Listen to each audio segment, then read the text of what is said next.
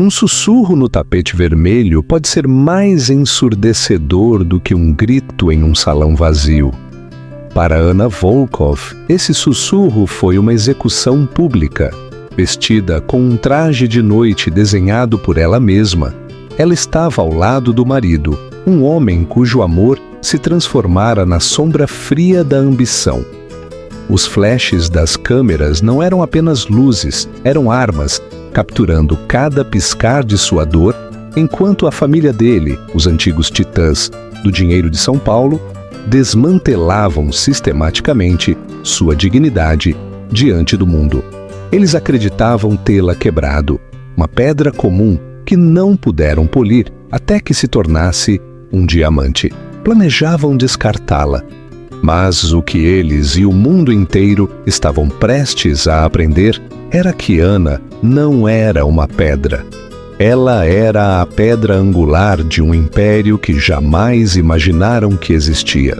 O ar na cobertura dos Almeida Guzmão, com vista para o Parque Ibirapuera de São Paulo, era escasso e frio, um clima artificial que nada tinha a ver com o frescor de outubro. Era o frio da expectativa, do julgamento, uma geada perpétua que emanava da matriarca Genoveva Almeida Guzmão. Anna sentiu a frieza nos ossos enquanto ajustava a seda charmeuse de seu vestido. Era de um intenso azul safira, um tom que a lembrava do oceano no crepúsculo, um lugar de liberdade que ela não sentia nos 3 anos desde que se casou com Rodrigo Almeida Guzmão. Ela mesma havia desenhado o vestido. A arquitetura era sua paixão e sua profissão. Um mundo de linhas limpas, integridade estrutural e propósito. Ela tentou transpor esses princípios para seu design, elegante, sóbrio, forte. Mas no mundo Almeida Guzmão, sóbrio era sinônimo de insuficiente. É isso que você vai usar? Anna se virou. Rodrigo estava na porta da suíte principal, já impecavelmente vestido em um smoking Tom Ford. Seu cabelo escuro estava perfeitamente penteado, mas uma tensão familiar crispava sua mandíbula. Ele não estava olhando para ela. Estava avaliando-a, seus olhos examinando o vestido como um inspetor de obras procurando infrações. Eu desenhei, disse Anna, com um vislumbre de orgulho na voz que ela imediatamente desejou poder engolir. Orgulho não era uma moeda que os Almeida Guzmão valorizavam nela. Percebi, ele respondeu. As palavras não eram um elogio. É simples. Juliana Torres está usando um Dior, feito sob medida esta noite.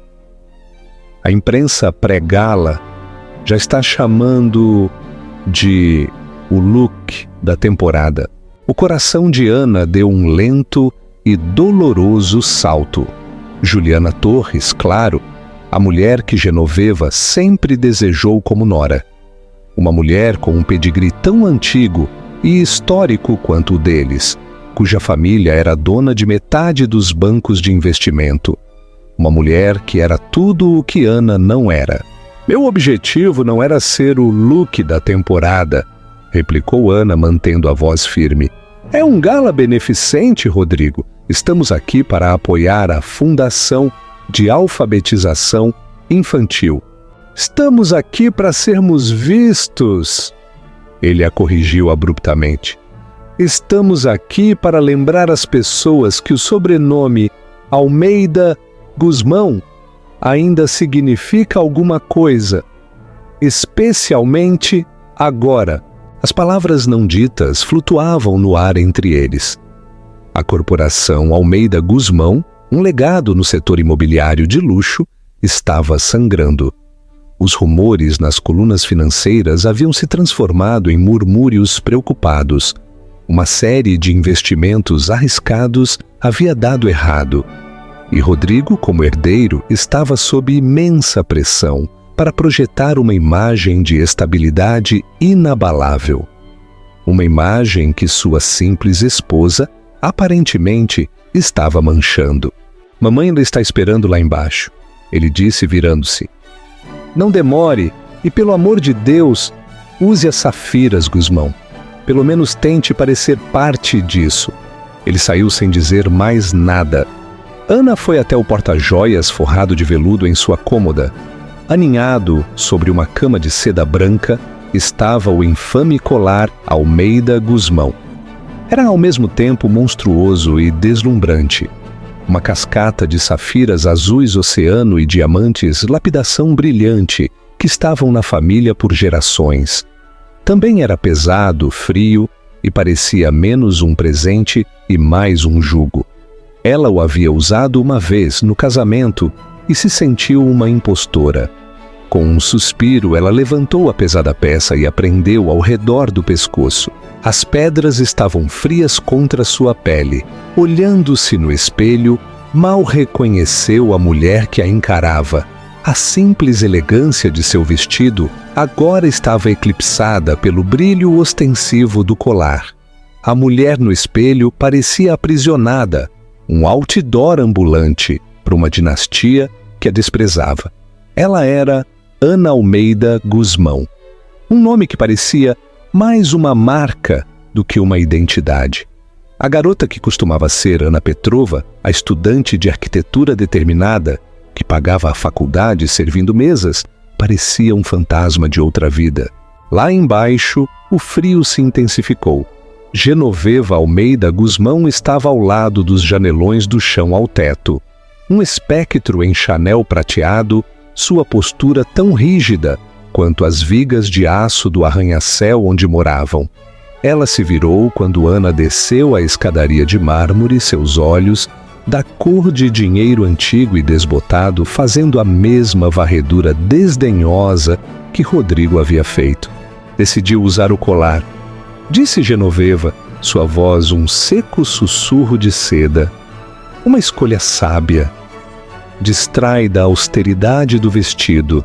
Olá, Genoveva, disse Ana, forçando um pequeno sorriso. E sejamos claras sobre esta noite, Ana, continuou a anciã, ignorando a saudação. Os fotógrafos estarão lá em peso. Você vai sorrir. Vai ficar meio passo atrás de Rodrigo. Quando lhe fizerem perguntas, você as passará para ele. Seu único trabalho é ser um acessório silencioso e bonito. Você consegue fazer isso? A condescendência era tão espessa que Ana sentiu que poderia se afogar nela. Essa era a sua vida. Uma série de instruções sobre como ser invisível, como encolher-se para caber na caixa impossivelmente pequena que haviam construído para ela. Eu entendi, Ana murmurou. Bom, disse Genoveva voltando-se para a janela. Porque o legado Gusmão está frágil neste momento. Não podemos permitir um único passo em falso. Enquanto os três desciam no elevador silencioso em direção ao carro de luxo que os aguardava, Ana sentiu o peso das safiras pressionando-a, cada pedra um lembrete de seu fracasso em pertencer. Ela capturou o seu reflexo no latão polido das portas do elevador.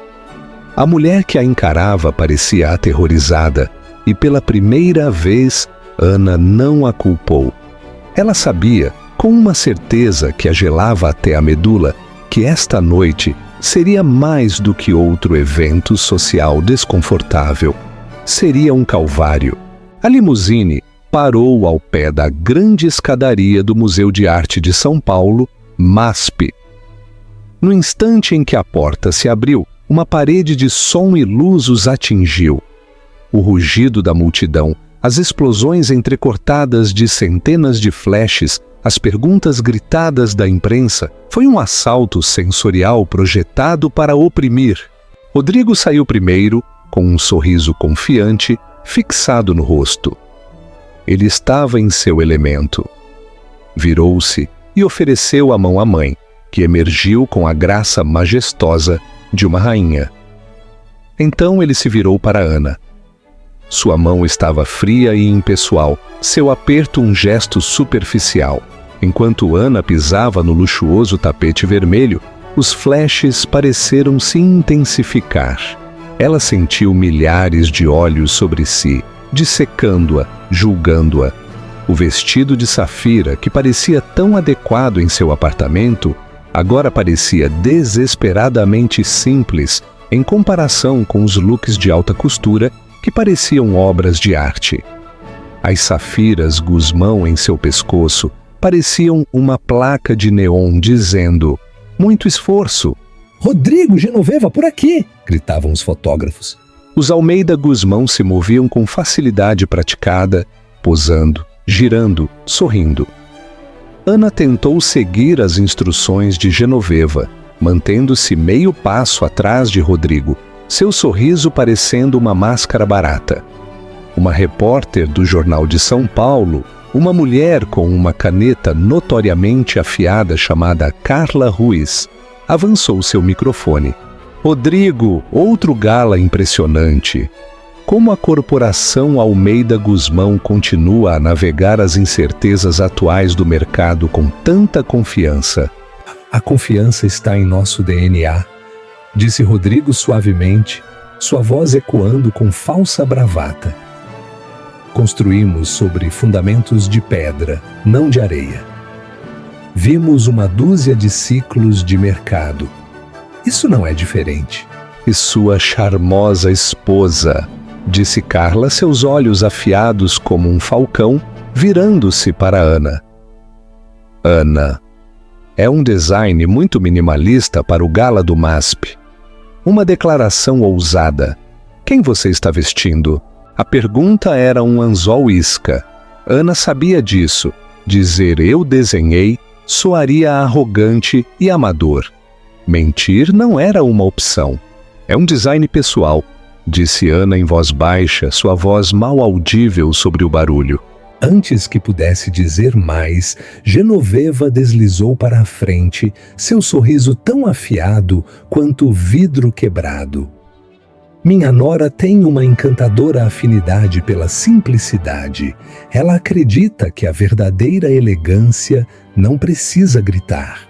As palavras soavam como um elogio, mas a maneira como foram ditas era uma aula de condescendência.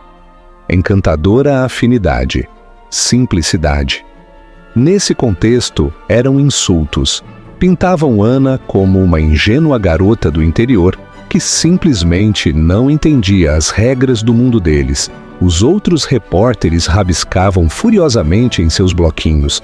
A temperatura caiu vários graus quando um Rolls-Royce Phantom branco parou atrás deles. A porta se abriu e Juliana Torres saiu em seu Dior. Era uma criação espetacular, seda carmesim e fio de ouro costurado à mão. Um vestido que não apenas entrava em uma sala, mas a conquistava. Ela parecia uma deusa do fogo e da riqueza. Juliana! Rugiram os fotógrafos, sua atenção mudando instantaneamente. Juliana sorriu, um sorriso deslumbrante e seguro que alcançava seus olhos. Ela caminhou até eles e a linha de imprensa se abriu para ela como se por decreto divino. Genoveva, você está absolutamente radiante, disse Juliana, beijando o ar da bochecha da matriarca. E Rodrigo, tão bonito! Seus olhos pousaram em Ana por uma fração de segundo. Um desdém tão rápido que foi quase subliminar. Ela nem sequer disse seu nome. O sorriso de Rodrigo, que fora tenso ao falar com Ana, de repente se tornou genuíno. Juliana, você está impressionante. A Dior foi gentil o suficiente para enviá-lo diretamente do ateliê de Paris. Ela disse com um gesto casual da mão, como se estivesse falando do clima. Foi então que veio o golpe final, o mais brutal. Carla Ruiz, sentindo o drama, avançou novamente. Senhora Almeida Guzmão, ela disse, sua voz alta e clara, dirigida a Ana. Há rumores de que a senhora não se assimilou totalmente ao estilo de vida Guzmão. Alguns dizem que a senhora está mais confortável em uma prancheta do que em um jantar da sociedade. Como a senhora responde aos críticos que dizem que não é a parceira certa para ajudar a liderar uma marca de legado como a Guzmão em tempos turbulentos? A pergunta foi uma adaga e ela se revirou. todo o som pareceu desaparecer, exceto o clique frenético das câmeras. Ana olhou para Rodrigo, seus olhos implorando para que ele interviesse, que a defendesse, que dissesse algo. Ele sustentou seu olhar por um instante mínimo, e naquele momento ela viu tudo. O pânico dele, a fraqueza dele, a escolha dele.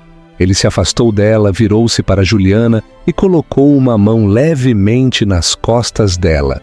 "Eu acredito", disse Rodrigo, sua voz ecoando com um falso charme, dirigindo-se à imprensa, mas olhando para Juliana. "Que esta noite é sobre caridade, não sobre fofocas infundadas. Gusmão é e sempre será sinônimo de força e tradição. Estamos olhando para o futuro." Ele não a defendeu, nem sequer a reconheceu.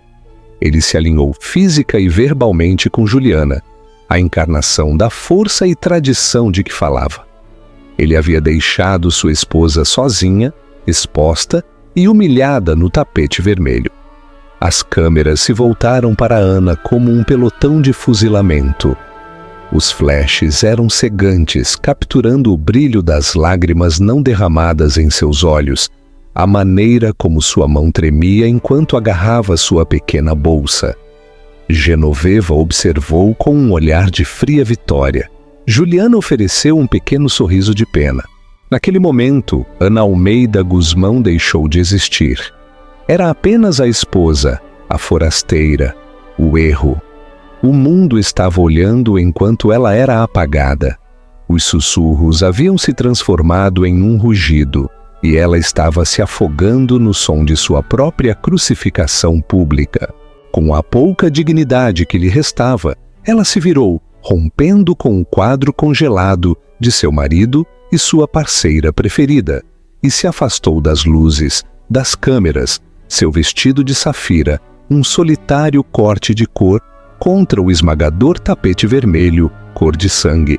Ela estava fugindo não apenas do gala, mas de toda a vida que acabara de rejeitá-la completamente. As grandes portas do museu se fecharam atrás dela, abafando a cacofonia do tapete vermelho. O silêncio repentino era mais ensurdecedor do que o ruído. Ana se viu em um salão de mármore silenciado, o ar cheirando a cera de chão e história antiga. Alguns membros da equipe desviaram o olhar, fingindo não ter visto a esposa da alta sociedade fugir de sua própria humilhação pública. A humilhação ardia mais forte agora no silêncio. Ela se encostou em uma coluna fria de mármore, o frio da pedra penetrando na seda fina de seu vestido.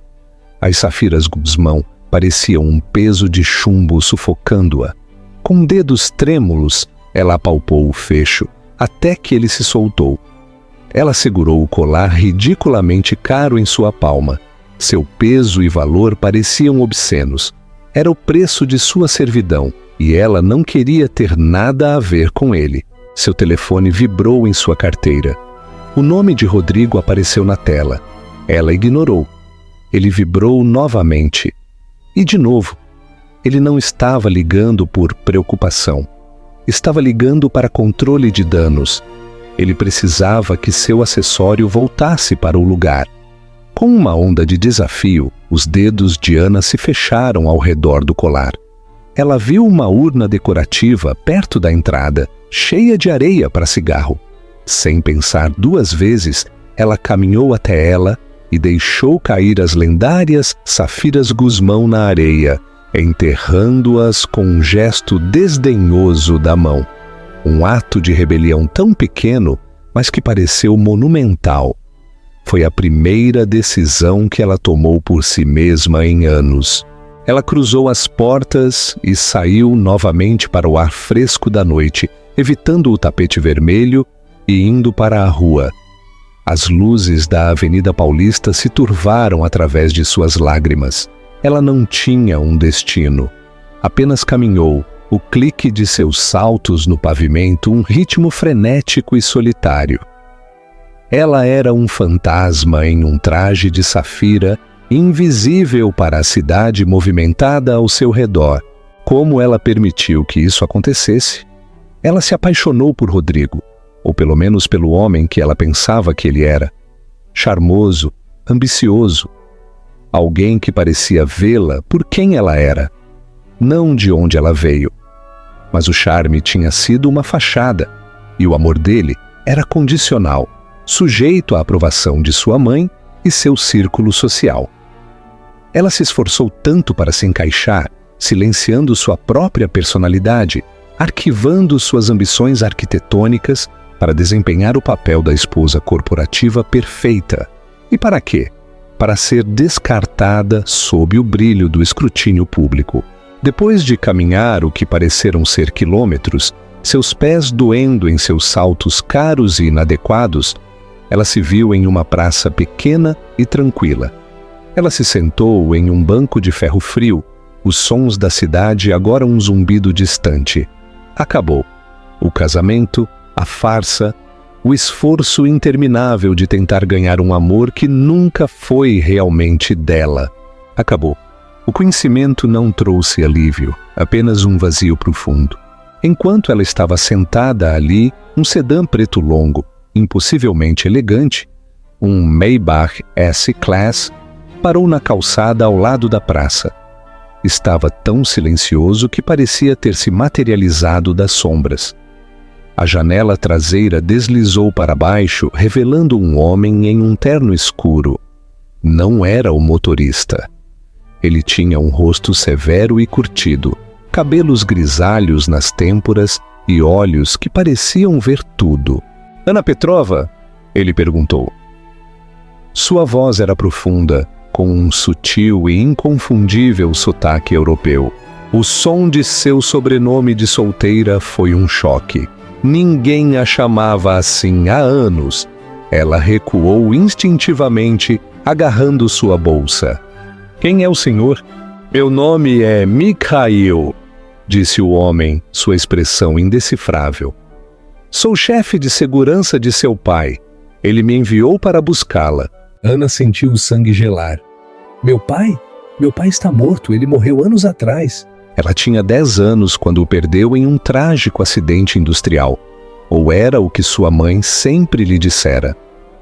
Sua mãe, que havia morrido pouco antes de Ana ir para a faculdade, a criara sozinha, sempre lutando, sempre dizendo a Ana que elas só tinham uma a outra. O rosto de Mikhail suavizou-se com algo que parecia pena. Seu pai, Konstantin Volkov, está muito vivo. Ele a tem observado à distância, respeitando os desejos de sua mãe. Mas esta noite, por favor, entre no carro. A mente de Ana girava. Konstantin Volkov. O nome era um trovão. Não era um nome comum.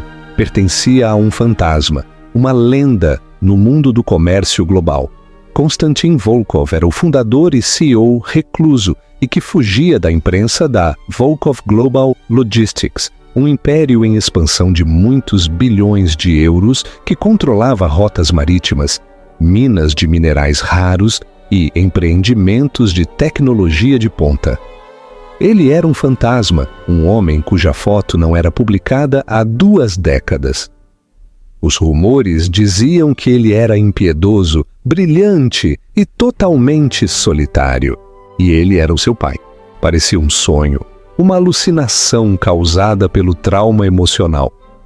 "Não", ela sussurrou, balançando a cabeça. "É impossível. É um erro." "Não há erro", disse Mikhail suavemente. Ele segurou uma pequena fotografia gasta. Mostrava um homem mais jovem com olhos escuros e intensos, segurando uma menina com olhos brilhantes e curiosos, e com um dente frontal faltando. A menina segurava uma maquete meticulosamente construída de uma ponte feita de palitos de picolé. Ana prendeu a respiração. Ela se lembrava daquele dia. Ela se lembrava daquela ponte. Ela se lembrava da risada do homem, um som profundo e retumbante que a fazia sentir segura.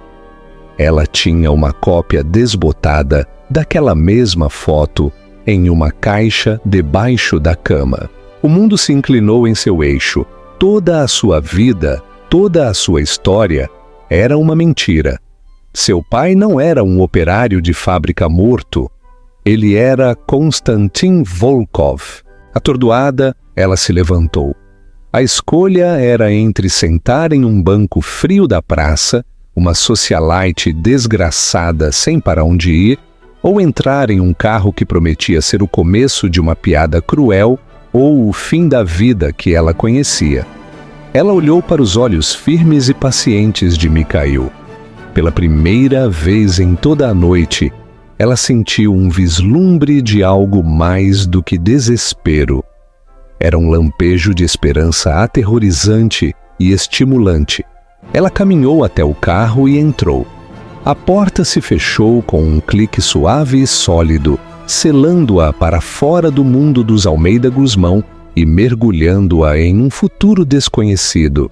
O Maybach moveu-se pela cidade com um silêncio inquietante, suas janelas fumê transformando o vibrante caos de São Paulo em um filme mudo e distante. Ana sentou-se no luxuoso assento de couro, sua mente um turbilhão de confusão, dor e uma frágil e florescente raiva. Sua mãe havia mentido. Toda a sua identidade estava construída sobre uma base de engano. Eles dirigiram para um aeródromo particular nos arredores, onde um elegante jato Gulfstream G700 esperava na pista, seus motores zumbindo suavemente.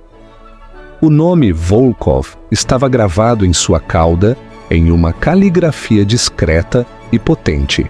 Isso era real.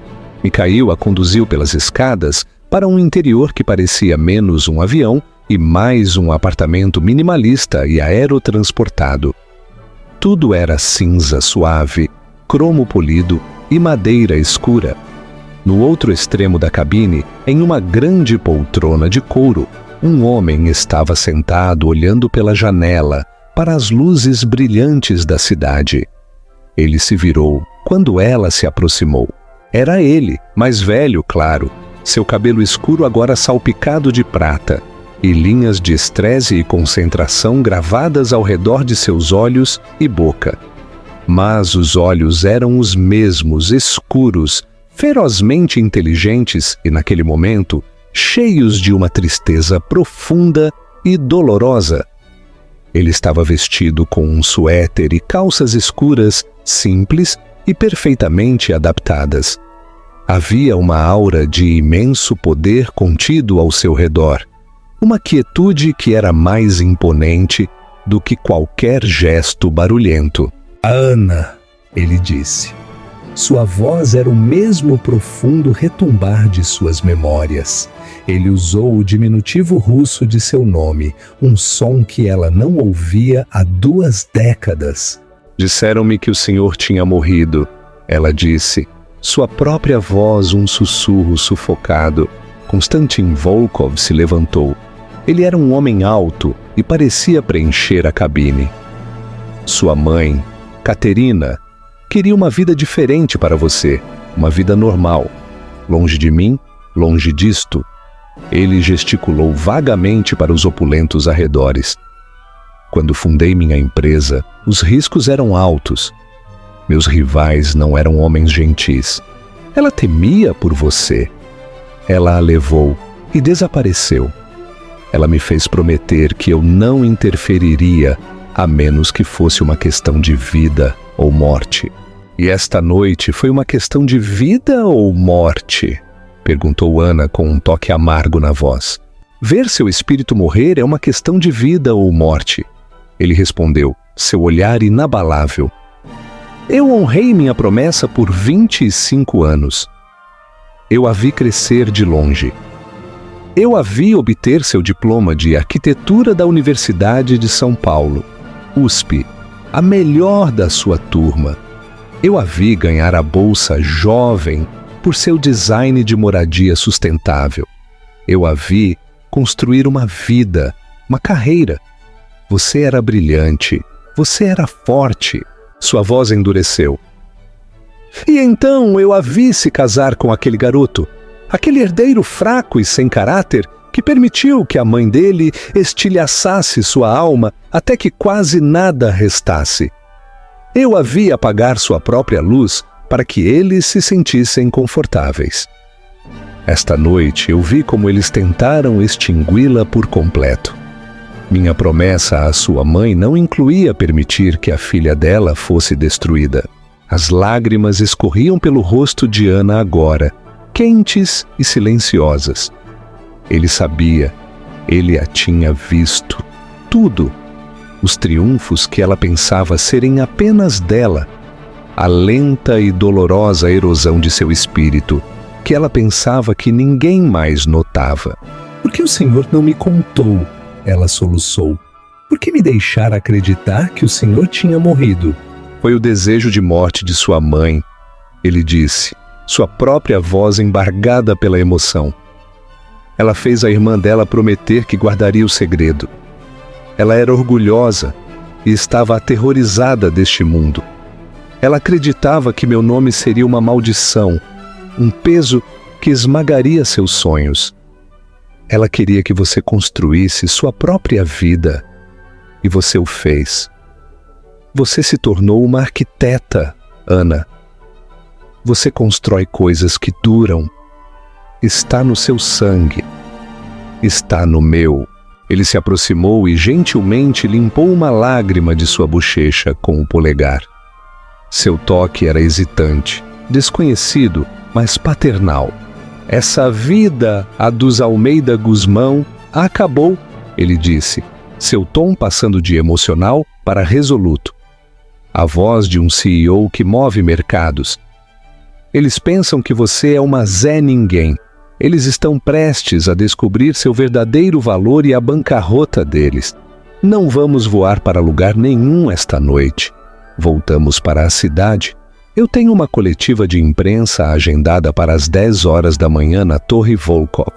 O mundo está prestes a conhecer minha filha novamente. Não como Ana Almeida Guzmão, a esposa descartada, mas como Ana Volkov, a única herdeira do meu império. Ele olhou para ela, seus olhos escuros buscando os dela. Eles tentaram enterrá-la, Ana. É hora de mostrar a eles que você é a semente de uma floresta que eles não conseguem compreender. Micael se aproximou deles. Senhor, temos os relatórios finais. A corporação Almeida Guzmão está alavancada até o pescoço. Eles têm um empréstimo ponte de 300 milhões de euros, vencendo em 72 horas. O credor é a Sterling Finch Capital, e o valor das ações da Guzmão está muito baixo para garantir outra rodada de financiamento. Eles estão à beira do colapso total. Ana olhou para o pai confusa. O que isso tem a ver comigo? Um sorriso frio e perigoso tocou os lábios de Konstantin Volkov pela primeira vez. Porque minha filha, 48 horas atrás, através de uma série de empresas de fachada, eu comprei a Sterling Finch Capital. A implicação pairou sobre Ana com a força de um golpe físico. Seu pai não apenas tinha o poder de salvá-la, ele tinha todo o legado Almeida Guzmão na palma de sua mão. Eles a humilharam porque a veem como sem valor, disse Konstantin, sua voz agora como gelo. Eles estão prestes a descobrir seu verdadeiro valor e a bancarrota deles. Não vamos voar para lugar nenhum esta noite.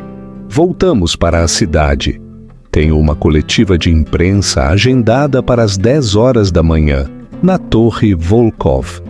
O mundo está prestes a conhecer minha filha novamente. Não como Ana Almeida Guzmão, a esposa descartada, mas como Ana Volkov, a única herdeira do meu império. Ele olhou para ela, seus olhos escuros buscando os dela. Eles tentaram enterrá-la, Ana. É hora de mostrar a eles que você é a semente de uma floresta que eles não conseguem compreender. Ana não dormiu. Ela passou o resto da noite em uma suíte de cobertura na Torre Volkov, que fazia a residência Guzmão parecer uma cabana. Era um espaço de poder silencioso, com vistas panorâmicas da cidade, que ela só havia experimentado até agora de uma posição de fraqueza. Ela tomou banho para tirar o gala, o cheiro do perfume de Genoveva e a memória da traição de Rodrigo. Um guarda-roupa de roupas a aguardava, perfeitamente no seu tamanho, curado por uma mão invisível. Nenhuma peça era chamativa ou ostensiva. Eram ternos de poder, Armani, vestidos elegantes, acres, casacos sob medida Max Mara. As roupas de uma mulher que dirigia conselhos de administração, não que os decorava. Ela escolheu um terno cinza carvão, com linhas limpas e definidas. Parecia uma armadura. Quando se olhou no espelho, não viu mais a mulher assustada do tapete vermelho. Ela viu um vislumbre do aço de seu pai em seus próprios olhos. Às 9h45 da manhã, ela se juntou a Constantin em seu vasto e minimalista escritório. A sala era dominada por uma única e enorme laje de granito preto que servia de mesa. Sobre ela havia um único monitor, exibindo a transmissão ao vivo de uma dúzia de canais de notícias financeiras. Cada um deles fervilhava de especulações. O bilionário recluso Konstantin Volkov dará sua primeira coletiva de imprensa pública em 20 anos. Eles esperam um anúncio de aquisição, disse Konstantin sem tirar os olhos da tela. Ou talvez notícias da minha morte. Ele sorriu sarcasticamente. Eles terão algo muito mais interessante. Ele se virou para ela. Você está pronta? Ana respirou fundo. Não, mas vou fazer de qualquer maneira. Um olhar de imenso orgulho cruzou o rosto dele. Esse é o caminho, Volkov. Às 10h da manhã em ponto, eles entraram em um palco no auditório da torre. A sala estava lotada de centenas de repórteres, o brilho ofuscante das câmeras ainda mais intenso do que no gala. Mas desta vez parecia diferente. Ana não era um alvo. Ela era parte da força, no comando da atenção. Ela se posicionou ao lado do pai em um pódio simples, com o logotipo Volkov, uma cabeça de lobo estilizada. Konstantin se aproximou do microfone. A sala ficou em silêncio. Bom dia, ele começou, sua voz calma e potente, preenchendo o grande espaço sem esforço. Eu não me dirijo ao público há muitos anos. Prefiro que meu trabalho fale por si. Hoje, no entanto, é uma exceção. Hoje não é sobre negócios, é sobre família, é sobre legado. Ele fez uma pausa, deixando as palavras pairarem. Por muitos anos, o mundo acreditou que eu não tinha herdeiro, que o Império Volkov seria desmantelado e vendido após minha morte. Eles estavam errados. Hoje estou aqui para corrigir o registro e apresentar a vocês o futuro desta empresa. Ele se virou e gesticulou para Ana. Esta é minha filha, Ana Volkov. Devido a assuntos familiares particulares, ela viveu sua vida fora do olho público, mas esse tempo acabou. Com efeito imediato, ela ocupará um assento no conselho da Volkov Global Logistics como vice-presidente. E após a minha aposentadoria, ela, e somente ela, será a minha sucessora. Uma onda de choque se espalhou pelo auditório. Ofegos, digitação frenética, exclamações sussurradas. Os repórteres estavam atordoados. Ana sentiu o olhar coletivo deles, mas não estava mais cheio de pena. Estava cheio de espanto, confusão e um desejo frenético de entender. Mas Konstantin não havia terminado. Ele levantou a mão pedindo silêncio. Esse é o meu primeiro anúncio, ele disse, sua voz assumindo um tom mais duro. O segundo é uma pequena notícia de negócios. 3 dias atrás, a Volkov Global adquiriu uma participação controladora na empresa financeira, Sterling Finch Capital. Como nosso primeiro ato comercial, revisamos sua carteira. O empréstimo ponte de 300 milhões de euros estendido à corporação Almeida Guzmão foi considerado um risco inaceitável. Estamos exigindo o pagamento desse empréstimo, com efeito imediato. Eles têm até o final do expediente de amanhã para pagar integralmente. Se o primeiro anúncio foi uma onda de choque, este foi uma detonação nuclear. Todos os repórteres na sala entenderam a implicação. Exigir um empréstimo desse tamanho, sem aviso, era uma sentença de morte. A corporação Almeida Guzmão estava acabada. Constantin olhou diretamente para a câmera principal, como se estivesse falando com os próprios Almeida Guzmão. A Volkov Global tem uma política de tolerância zero, com mau caráter e maus investimentos. Acreditamos que a gestão da corporação Almeida Guzmão demonstrou um fracasso catastrófico em ambos. Não financiaremos o colapso deles. Ele então olhou para Ana. Sua expressão se suavizou. Minha filha cuidará da reestruturação de nossas novas aquisições. Tenho total confiança na visão e na integridade dela, qualidades que parecem escassas em outros lugares. Ele então se virou e saiu do palco, deixando Ana no pódio. Este era o momento dela, seu teste. Ana deu um passo à frente, seu coração batendo forte contra as costelas. Ela olhou para o mar de rostos, as luzes piscantes e pensou no tapete vermelho. Pensou na traição de Rodrigo e na crueldade de Genoveva. Eles tentaram fazê-la pequena, mas estando aqui, apoiada pelo poder do nome Volkov, ela nunca se sentiu tão grande. Meu pai apresentou o caso de negócios. Ela disse, sua voz clara e firme, sem trair sua turbulência interna. Mas deixe-me ser clara sobre a filosofia. O futuro da Volkov Global não será apenas sobre lucros, será sobre construir coisas de valor, coisas com integridade. Investiremos em tecnologia sustentável, práticas éticas e arquitetura visionária que sirva às comunidades, não apenas aos egos. Construiremos um legado, não apenas um balanço. Obrigada. Não responderei perguntas neste momento. Com isso, ela se virou e seguiu o pai para fora do palco, deixando para trás uma sala em absoluto caos. O holofote que foi usado para humilhá-la agora estava iluminando sua ascensão. O mundo acabara de testemunhar a queda de uma dinastia e o espetacular e inesperado nascimento de outra. A queda não foi um declínio suave, foi uma detonação. Dentro da cobertura Guzmão, a manhã começou com seu ritual estéril usual. A luz do sol entrava pelas vastas janelas de vidro, iluminando partículas de poeira que dançavam no ar. Rodrigo, em um terno sob medida, folheava relatórios de mercado em seu tablet, a testa franzida. Genoveva sentou-se em frente a ele, tomando chá de uma xícara de porcelana, a imagem da compostura aristocrática. O canal de notícias estava ligado, um zumbido baixo no fundo, enquanto esperavam a tão divulgada coletiva de imprensa do recluso. Konstantin Volkov provavelmente anunciará que finalmente está morrendo, comentou Genoveva secamente, sem levantar os olhos da xícara de chá. O mercado agradeceria o impulso. Um desmantelamento corporativo dessa magnitude criaria oportunidades.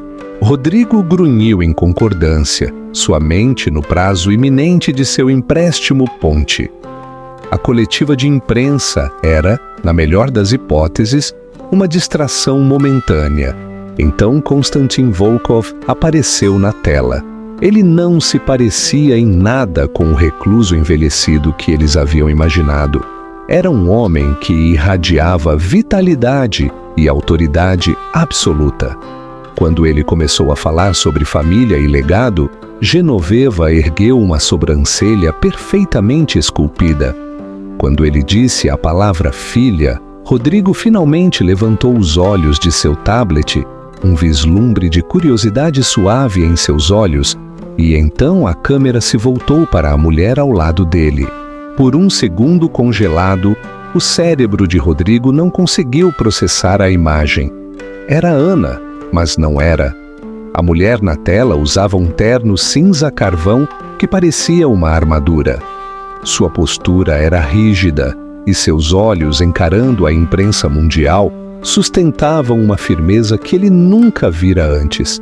Esta não era a esposa tímida e maleável que ele deixara sozinha no tapete vermelho.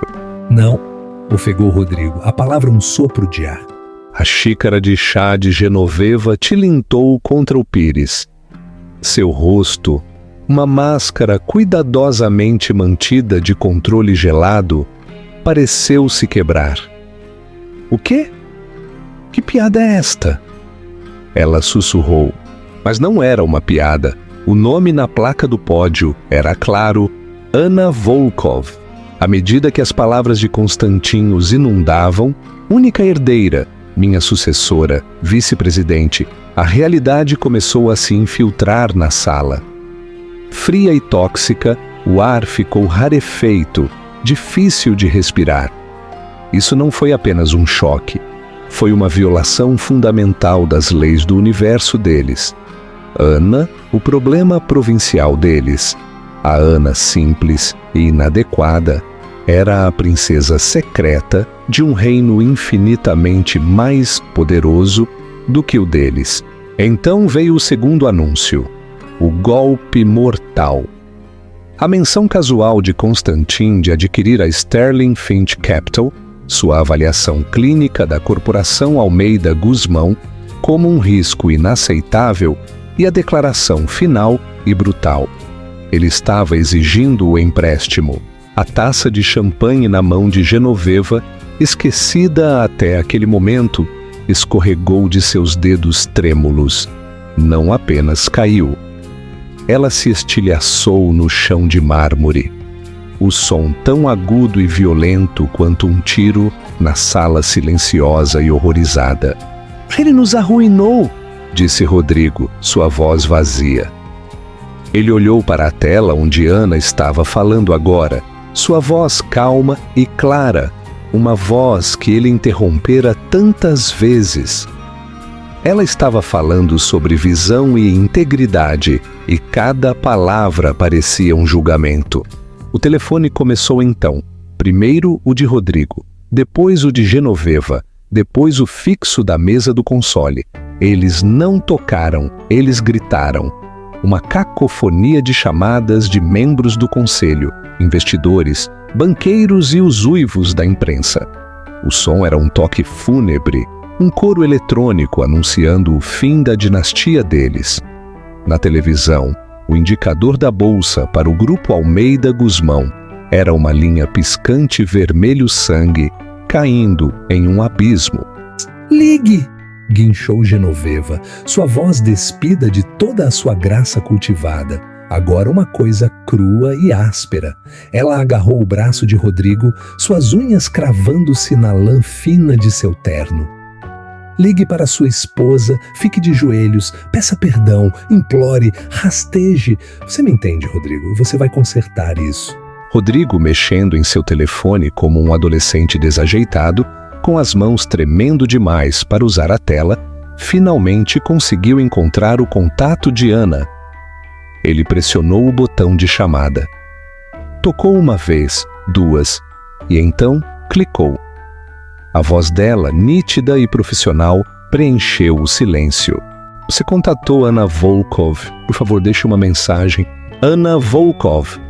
Ela já havia se desfeito do sobrenome dele como pele morta. A saudação formal e impessoal era um muro que ele não podia transpor. Ele tentou novamente. Caixa postal. Ele começou a digitar uma série de mensagens de texto frenéticas e incoerentes, seu polegar escorregando no vidro. "Ana, temos que conversar. Ontem à noite foi um erro terrível. Eu sinto muito. Foi a minha mãe. Você sabe como ela é. Ela me pressionou. Eu te amo. Você tem que acreditar em mim. Ele não pode fazer isso. O legado de toda a minha família está em jogo. Por favor, Ana, não deixe. Eu farei qualquer coisa. Eu vou deixar minha mãe. Nós podemos ir embora. Apenas me ligue. Ele encarou a tela esperando. A palavra entregue apareceu sob cada mensagem. Um momento depois, foi substituída pela palavra lida. Então, nada. O silêncio por parte dela era mais condenatório do que qualquer resposta irritada. Era o silêncio da indiferença total. O ato final de sua execução corporativa foi rápido. Naquela tarde, uma equipe de 4 advogados do escritório recém-adquirido por Volkov chegou à sede da corporação, Almeida Guzmão. Eles se moveram pelo escritório de murmúrios aterrorizados, com a calma inquietante de coveiros. Eles não ameaçaram nem gritaram. Simplesmente apresentaram a documentação a Rodrigo na sala de reuniões principal, a mesma sala onde o retrato de seu bisavô estava pendurado na parede. Os documentos eram inexpugnáveis. Os procedimentos de liquidação começariam ao amanhecer. Desesperado, quebrado e sem outro recurso, Rodrigo dirigiu para o único lugar que ele sabia que tinha que ir. Ele deixou seu carro com um manobrista atordoado e entrou no hall da Torre Volkov. Era como entrar em uma catedral de poder. Tudo vidro imponente e granito preto polido. O ar era fresco e imóvel. Ele, que sempre fora quem fazia os outros esperarem, era agora o suplicante. Ele se aproximou do balcão de segurança principal. Sua voz falhou ao pedir para ver Anna Volkov. O guarda, um homem construído como um monumento, nem sequer piscou. Ele falou discretamente em um receptor e disse: "Por favor, espere aqui, Sr. Guzmão." Rodrigo esperou. Por 1 hora ele permaneceu no centro daquele imenso hall, um espetáculo público de ruína. Empresários e mulheres em ternos afiados passavam, seus olhos olhando para ele com pena e mórbida curiosidade. Ele era um fantasma na festa, uma relíquia viva de uma casa caída. Finalmente, não foi Ana quem desceu no elevador silencioso e reluzente. Foi Mikhail, o chefe de segurança de seu pai, que se aproximou com um passo medido e deliberado. Seu rosto era uma máscara de pedra. "Senhor Guzmão", disse Mikhail, sua voz neutra. "A senhora Volkov está em uma reunião do conselho e estará pelo resto da noite. Ela não será incomodada." "Por favor", implorou Rodrigo, seu orgulho desaparecido. "Apenas diga a ela que estou aqui. Eu preciso falar com ela. 5 minutos." "Isso não será possível", declarou Mikhail. Seu tom não deixava margem para discussão. "No entanto, ela me pediu para lhe entregar isto." Ele entregou a Rodrigo um envelope pardo simples. O nome de Rodrigo estava escrito nele em uma caligrafia nítida e desconhecida, que ele vagamente reconheceu como sendo de Ana. Com as mãos trêmulas, ele o rasgou. Dentro havia 2 documentos. O primeiro era um pedido de divórcio, citando diferenças irreconciliáveis. Sua assinatura, clara e segura na parte inferior, era Anna Volkov. O segundo era uma ordem de restrição, proibindo-o legalmente de se aproximar de sua casa ou local de trabalho, citando angústia emocional e assédio público. Rodrigo olhou para a tinta fria e preta. O mundo se resumiu à finalidade crua das palavras na página. Ele não era mais o marido dela. Ele era uma ameaça. Ele olhou para a torre monolítica, uma fortaleza de vidro e aço que se estendia até o céu. Ana estava lá em cima, em um mundo que ele não podia mais alcançar. Um mundo onde ela era poderosa e ele era nada. Naquele exato momento, Ana estava sentada em uma longa mesa de obsidiana polida, 30 andares acima dele. Ela estava apresentando sua análise inicial de uma proposta de projeto de mineração em águas profundas. E embora o retorno projetado seja alto, ela estava dizendo, sua voz firme. O estudo de impacto ambiental é inadequado. Ele falha em contabilizar a interrupção dos ecossistemas marinhos locais. O potencial de dano de longo prazo à marca supera o benefício de curto prazo. Eu recomendo que o descartemos e, em vez disso, redirecionemos o investimento para o desenvolvimento da nova tecnologia de bateria 5V, que nosso laboratório em Campinas está sendo pioneiro. É um movimento de longo prazo mais sustentável e, em última análise, mais lucrativo. Os executivos experientes ao redor da mesa, homens que inicialmente haviam como o projeto de estimação de seu chefe, ouviram com intensa atenção. Eles trocaram olhares impressionados. Suas insights eram agudas, sua visão clara, seus princípios inabaláveis. Ela não era apenas a herdeira, ela era um ativo. Após a reunião, ela parou na janela do chão ao teto de seu novo escritório, observando o rio de luzes dos carros fluindo pela cidade. Seu telefone vibrou com um alerta de notícias. Era uma foto de Rodrigo, seu rosto pálido e abatido, sendo escoltado para fora do hall da Torre Volkov por 2 seguranças. Ela sentiu uma pontada breve e aguda no peito. Não de amor, mas um eco fantasma e fraco dele, um membro fantasma. Foi um vislumbre de pena pelo homem fraco e perdido que ele se revelou ser, e pela mulher ingênua que um dia o amou. Então, com uma batida deliberada do polegar, ela eliminou a notificação, limpando sua tela. Ele era o passado, uma ruína desmoronada que ela estava deixando para trás. Ela se afastou da janela de volta às plantas do Centro Comunitário de Salvador, espalhadas sobre sua mesa. Ela tinha um império para remodelar. 3 meses se passaram, não como a virada de uma página de calendário, mas como o lento e deliberado movimento de placas tectônicas. Uma paisagem inteira de poder havia sido refeita. O nome Guzmão, outrora gravado nas fachadas de granito da Avenida Faria Lima, havia se desvanecido em um sussurro de uma era passada. Tornou-se uma história de advertência contada em escolas de negócios, um estudo de caso sobre a combinação letal de arrogância e fragilidade. Seus ativos foram liquidados sob o olhar frio e eficiente das equipes jurídicas de Volkov. A cobertura deles na Faria Lima, com seu mármore gelado e quartos sem amor, foi vendida para um gestor de hedge fund, que a desmembrou sem pensar 2 vezes. Genoveva e Rodrigo, despojados de seu sobrenome e fortuna, retiraram-se para uma vida de escuridão amarga, sua gaiola dourada substituída pela muito mais confinada da irrelevância pública.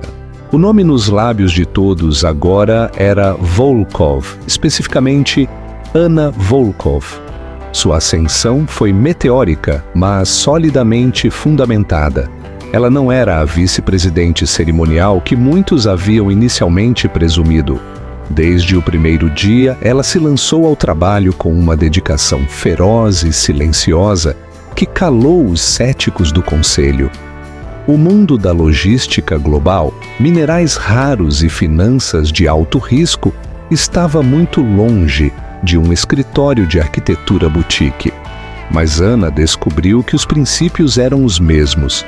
Era tudo sobre estrutura, integridade e construir coisas projetadas para resistir à pressão.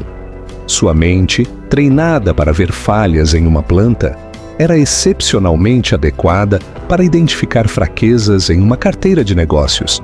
Sua primeira grande iniciativa nasceu de um desejo de infundir o mundo frio do poder corporativo com o calor do propósito humano. Ela apresentou o plano ao pai e ao conselho, não com gráficos e números, mas com uma história. Ela falou de comunidades esvaziadas pela indústria, de famílias que viviam à sombra do progresso, sem nunca sentir sua luz.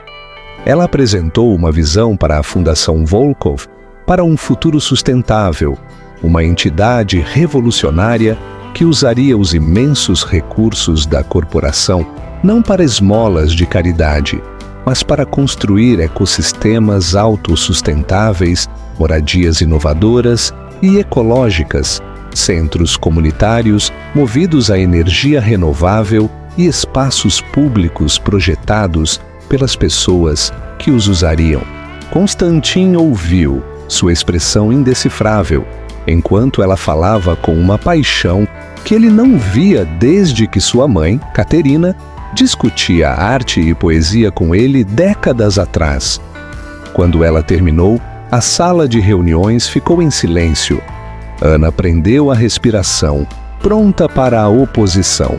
Em vez disso, seu pai acenou lenta e deliberadamente. "Construa", disse sua voz ecoando com finalidade. "Este é um legado digno."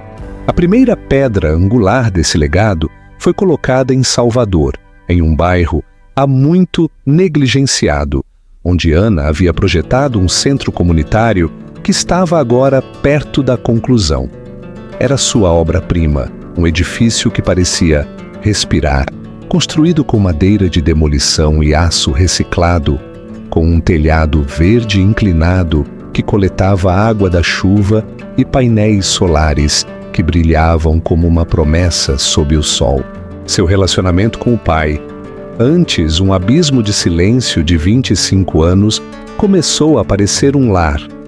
Eles cobriram a lacuna com trabalho compartilhado e histórias hesitantes.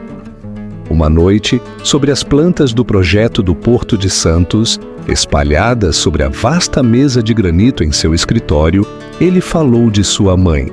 E que ela teria odiado esta mesa, disse Constantin com um sorriso raro e suave. Ela diria que não tem alma, teria coberto de flores silvestres e manchas de tinta. Ele olhou para Ana, seus olhos cheios de uma complexa mistura de orgulho e tristeza antiga. "Mas ela amaria o que você está fazendo. Você tem o fogo dela, a crença dela na beleza, mas você tem o meu aço. É uma combinação formidável." Ele se inclinou sobre a mesa não para apontar as plantas, mas para apoiar brevemente a mão sobre a dela. "Você não é apenas minha herdeira, Ana. Você é a culminação das melhores partes de nós dois." Essa sensação de paz e propósito a acompanhou em uma fresca tarde de primavera, enquanto ela estava no deck de observação do quase concluído Centro Comunitário de Salvador. O sol estava se pondo, lançando uma luz quente e dourada sobre a cidade. Abaixo, o som de risadas de crianças ecoava no novo playground, um som de pura alegria em um lugar onde havia pouco. Ela olhou para o outro lado do rio, para o horizonte de São Paulo, uma tapeçaria cintilante de ambição e luz. A cobertura Gusmão era um ponto invisível e insignificante naquele vasto panorama. Ela já havia olhado para aquele horizonte e se sentiu como uma prisioneira olhando através das grades de sua gaiola. Agora, ela via uma tela. Seu telefone vibrou em seu bolso. Um número desconhecido. Ela geralmente ignoraria, mas algo a fez atender. Silêncio. Então, uma voz hesitante e quebrada, que ela mal reconheceu. Ana, era Rodrigo. O som da voz dele não provocou raiva nem dor. Foi como ouvir uma música de um momento distante e meio esquecido de sua vida. Eu só queria dizer, ele gaguejou. A velha confiança suave completamente desaparecida, substituída pela aresta crua da derrota. Eu vi você nas notícias, a fundação, o centro de Salvador. É incrível, é o que você sempre deveria ter feito. Ele fez uma pausa, respirando com dificuldade. Você estava sempre projetando coisas, construindo coisas.